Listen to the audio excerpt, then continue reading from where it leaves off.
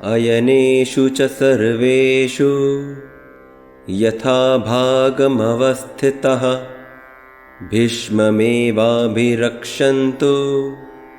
भवन्तः सर्व एव ही। दुर्योधन जानता था कि पितामह भीष्म अपनी रक्षा करने में सर्वथा समर्थ हैं, किंतु अब वे वृद्ध हो चुके हैं। इसलिए वह कह रहा है कि हमारे पक्ष के प्रत्येक महारथी को चाहिए कि आप लोग जिस मोर्चे पर नियुक्त हैं वो अपने अपने स्थान में दृढ़ता के साथ डटे रहें और पितामह भीष्म की सुरक्षा का पूरा ध्यान रखें, क्योंकि दुर्योधन जानता था कि जब तक युद्ध में भीष्म पितामह रहेंगे उन्हें कोई हरा नहीं सकता। मित्रों, हमें भी अपने अमूल्य वस्तु या व्यक्ति की रक्षा करते रहनी चाहिए। उसकी देखभाल में कोई कमी नहीं करनी चाहिए, क्योंकि उसकी सहायता से आप अपनी सफलता के मार्ग को आसान बना सकते हैं।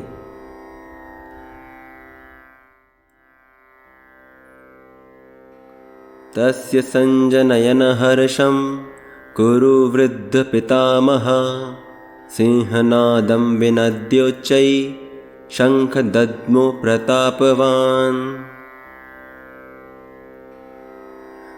कुरुवंश के वयोवृद्ध पितामह भीष्म अपने पौत्र दुर्योधन का मनोभाव जान गए थे और पितामह समझ गए थे कि दुर्योधन पांडवों की सेना देखकर चिंतित है, मगर इसके बाद भी वह अपनी चिंता को दबाकर अपने योद्धाओं की प्रशंसा कर उनका उत्साह बढ़ा रहा है।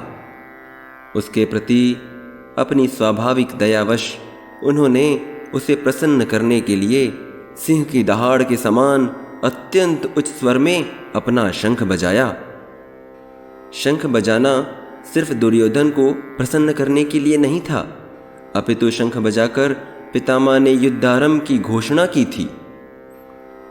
युद्ध में शंख बजाना ये जताना होता है कि हम युद्ध के लिए पूरे तरीके से तैयार हैं और विजय के लिए कुछ भी कर सकने के लिए तत्पर हैं। मित्रों, यह अपने साथियों और कर्मचारियों को प्रोत्साहित करने का एक तरीका भी है और हमें भी कुछ ऐसा उपाय करना चाहिए कि हम भी उन्हें प्रोत्साहित कर सकें।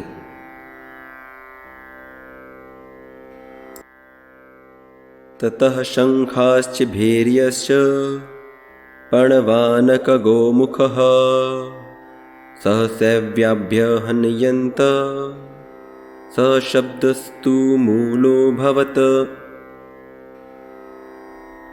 सिंह के दहाड़ के समान शंख बजाकर पितामह भीष्म ने युद्ध आरंभ की घोषणा कर दी। तब सब ओर उत्साह फैल गया। कौरव सेना में सब ओर से विभिन्न सेना नायकों के शंख, नगाड़े, बिगुल, तुरही और नरसिंघे सहसा एक साथ बज उठे। उनके एक साथ बजने से इतना भयंकर स्वर उत्पन्न हुआ कि सारा आकाश कोलाहलपूर्ण हो गया।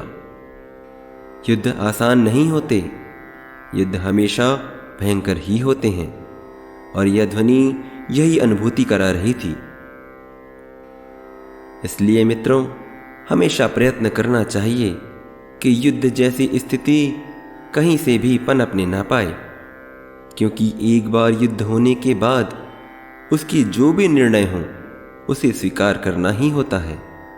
आपके पास कोई दूसरा मार्ग रह नहीं जाता।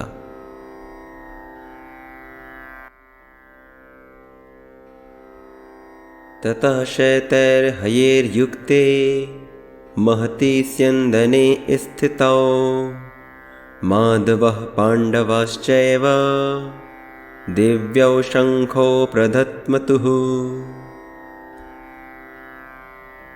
बड़े ही सुंदर, सुसज्जित, बलवान और तेजी से चलने वाले 4 सफेद घोड़े उस दिव्य रथ को खींच रहे थे जो रथ अर्जुन को अग्नि देवता द्वारा प्रदान किया गया था, जिसमें भगवान श्री कृष्ण और वीरवर अर्जुन विराजित थे। इन्होंने जब भीष्म पितामह सहित कौरव सेना के द्वारा बजाए गए शंख और अन्य रणवाद्यों की ध्वनि सुनी तब इन्होंने भी अपने पक्ष की ओर से युद्ध आरंभ की घोषणा करने के लिए अपने अपने दिव्य शंख बजाए। यह शंख की ध्वनि दर्शाती है कि युद्ध की तैयारी अब दोनों ओर से है। दोनों ही सेना आक्रमण करने के लिए पूरे जोश में थीं।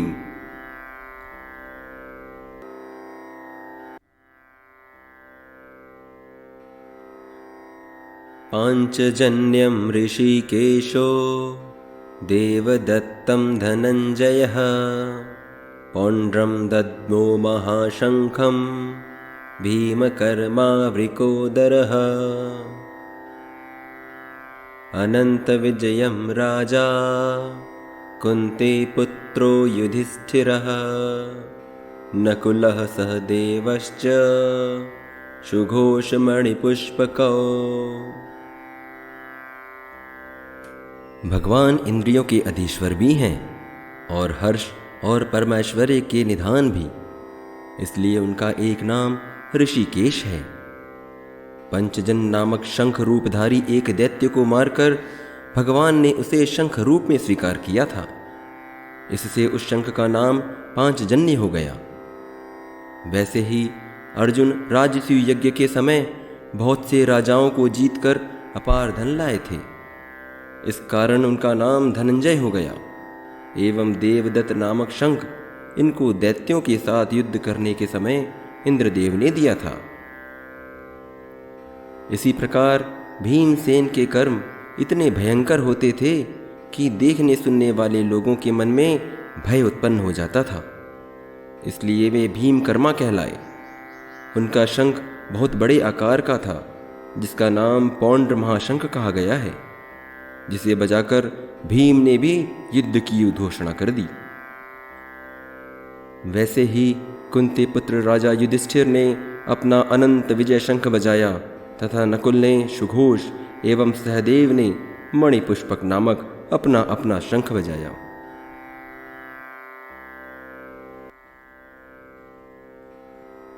काश्यस्य परमेश्वासः शिखण्डी च महारथः दृष्टद्युम्नो विराटश्च सात्यकिश्चापराजितः द्रुपदो द्रौपदेयाश्च सर्वशः पृथ्वीपते सौभद्रश्च महाबाहु शङ्खान् दद्मुः पृथक् पृथक्। श्रेष्ठ धनुष वाले काशीराज महारथी शिखंडी, दृष्टद्युम्न राजा विराट, सात्यकी राजा द्रुपद और द्रौपदी के पांचों पुत्र तथा बड़ी भुजा वाले सुभद्रा पुत्र अभिमन्यु, इन सभी ने अपने अपने शंख बजाए। युद्ध हो या चुनौतियां, जो हमारे साथ होते हैं वो अपना साथ दर्शाने या अपनी उपस्थिति दर्ज कराने के लिए ऐसा कुछ ना कुछ करते हैं, जिससे हमें यह एहसास हो सके कि वो हमारे साथ हैं। सारे महारथी अपना अपना शंख बजाकर यही बता रहे हैं।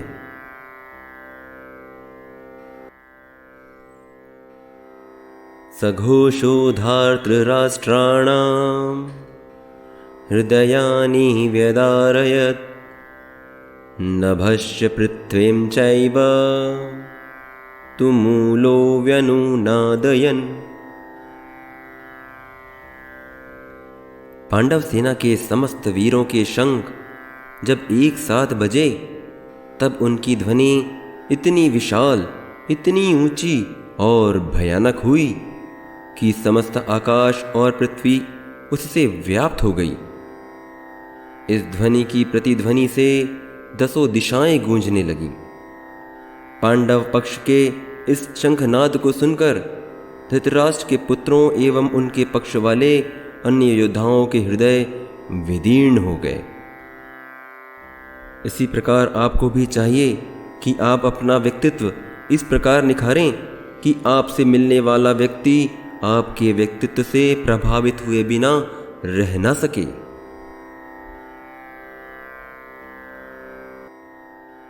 अथ व्यवस्थितान् दृष्ट्वा धार्तराष्ट्रान् कपिध्वजः प्रवर्ते शस्त्रसम्पाते धनुरुद्यम्य पाण्डवः।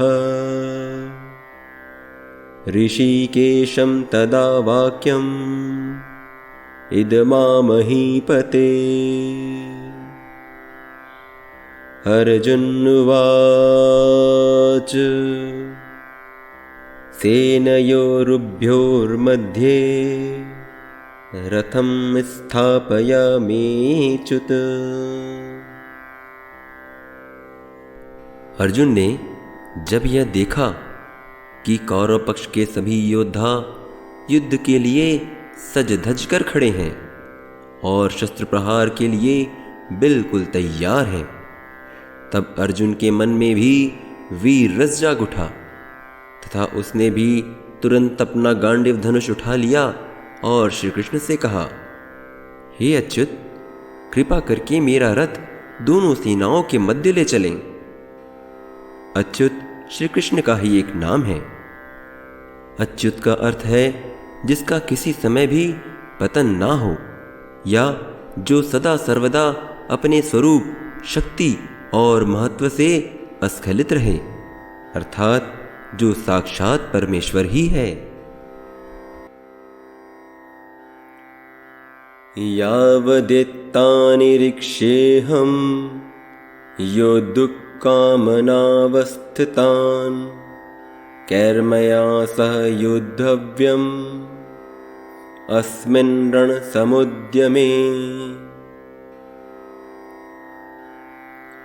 अर्जुन भगवान श्री कृष्ण से कह रहा है कि आप मेरे रथ को दोनों सेनाओं के बीच में ले जाकर ऐसे उपयुक्त स्थान पर खड़ा रखिए जहां से मैं युद्ध क्षेत्र में डटे हुए युद्ध के अभिलाषी इन विपक्षी योद्धाओं को भली भांति देख सकूं कि इस युद्ध में मुझे किन किन योद्धाओं से युद्ध करना होगा, किन किन वीरों से मुझे लड़ना होगा।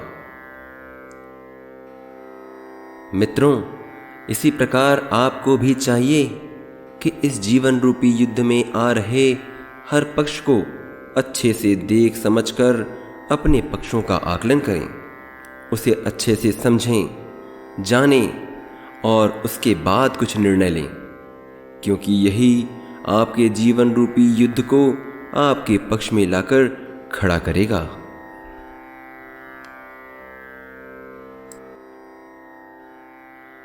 योत्स्यमानानवेक्षेऽहं य एतेऽत्र समागतः धार्तराष्ट्रास्य दुर्बुद्धेर्युद्धे प्रियचिकीर्षवः।